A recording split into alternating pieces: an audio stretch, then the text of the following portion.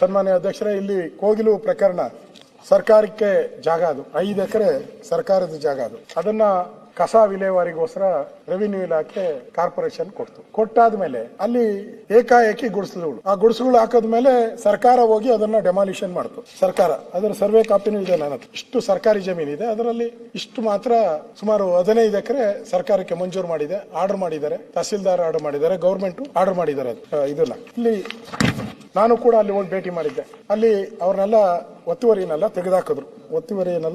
ತೆಗೆದುಹಾಕೋದ್ರಲ್ಲಿ ಅಲ್ಲಿ ಕೇರಳದ ಒಬ್ಬರು ಮುಖ್ಯಮಂತ್ರಿ ಇಲ್ಲಿ ಬುಲ್ಡೋಜರ್ ಸರ್ಕಾರ ಇದು ಅಂತ, ಬುಲ್ಡೋಜರ್ ಸರ್ಕಾರ ಅಂತ ಕೇರಳದ ಮುಖ್ಯಮಂತ್ರಿ ಈ ಕೋಗಿಲಿಗೂ ಸಂಬಂಧಪಟ್ಟಂತೆ ಮಾಡ್ತಾರೆ. ಆಗ ನಮ್ಮ ಸರ್ಕಾರ ಮುಖ್ಯಮಂತ್ರಿಗಳು ಡಿ.ಕೆ. ಶಿವಕುಮಾರ್ ಅವರು, ಪಿನರಾಯಿ ವಿಜಯನ್ ಅವರು ಹೇಳ್ತಾರೆ ಬುಲ್ಡೋಜರ್. ಆಗ ನಮ್ಮ ಮುಖ್ಯಮಂತ್ರಿ ಹೇಳ್ತಾರೆ, ಇಲ್ಲ ನಾನು ಕಾನೂನು ಪ್ರಕಾರ ಮಾಡಿದ್ದೀನಿ ಅಂತ ಹೇಳ್ತಾರೆ. ಡಿ.ಕೆ. ಶಿವಕುಮಾರ್ ನಾವು ಕಾನೂನು ಪ್ರಕಾರ ಮಾಡ್ತೀವಿ ಅಂತ ಹೇಳ್ತಾರೆ. ಯಾವಾಗ ಕೆ.ಸಿ. ವೇಣುಗೋಪಾಲ್ ಒಂದು ಟ್ವೀಟ್ ಮಾಡ್ತಾರೆ, ಕಾಂಗ್ರೆಸ್ಸಿನ ಜನರಲ್ ಸೆಕ್ರೆಟರಿ, ಅದು ಆದ ತಕ್ಷಣ ಮುಖ್ಯಮಂತ್ರಿಗಳು ಉಲ್ಟಾ ಹೊಡೆದ್ರು, ಫುಲ್ ಉಲ್ಟಾ. ಅವ್ರು ಹೇಳಿದ್ರು ಅವ್ರಿಗೆಲ್ಲ ಇಮಿಡಿಯೇಟ್ ಆಗಿ ನಾಳೆನೆ ಅವ್ರಿಗೆಲ್ಲ ಮನೆ ಕೊಟ್ಬಿಡ್ತೀನಿ ಅಂತ. ಪತ್ರಿಕೆಯಲ್ಲೆಲ್ಲ ದೊಡ್ಡದ ಬಂದು ನಾಳೆನೆ ಮನೆ ಕೊಟ್ಬಿಡ್ತೀನಿ ಅವ್ರಿಗೆಲ್ಲ. ಅವರು ನಾನು ಮುಖ್ಯಮಂತ್ರಿನ ಕೇಳ್ತೀನಿ ಇನ್ನೊಂದು ಇದು.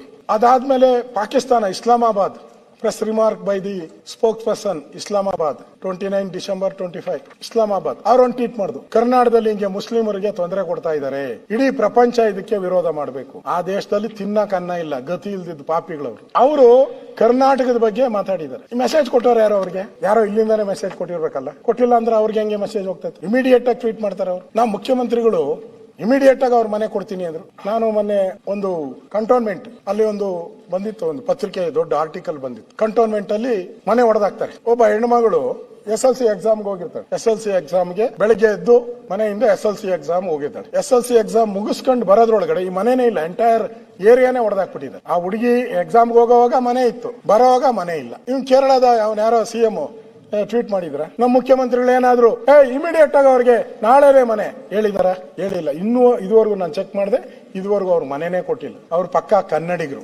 ಇವ್ರ ಬಗ್ಗೆ ಅತಿ ಪ್ರೀತಿ ಯಾಕೆ? ಕೇರಳದಿಂದ MLA ಬಂದಿದ್ದಾರೆ, ಬಂದು ಇಲ್ಲಿನ ಸರ್ಕಾರವನ್ನ ಎಗ್ಗ ಮುಗ್ಗ ಬೈದ್ಬಿಟ್ಟು ಹೊರಟಾನೆ. ಅವನಿಗೆ ಯಾರು ಅಧಿಕಾರ ಕೊಟ್ಟರು ಸರ್ಕಾರನ ಬೈಯಕ್ಕೆ?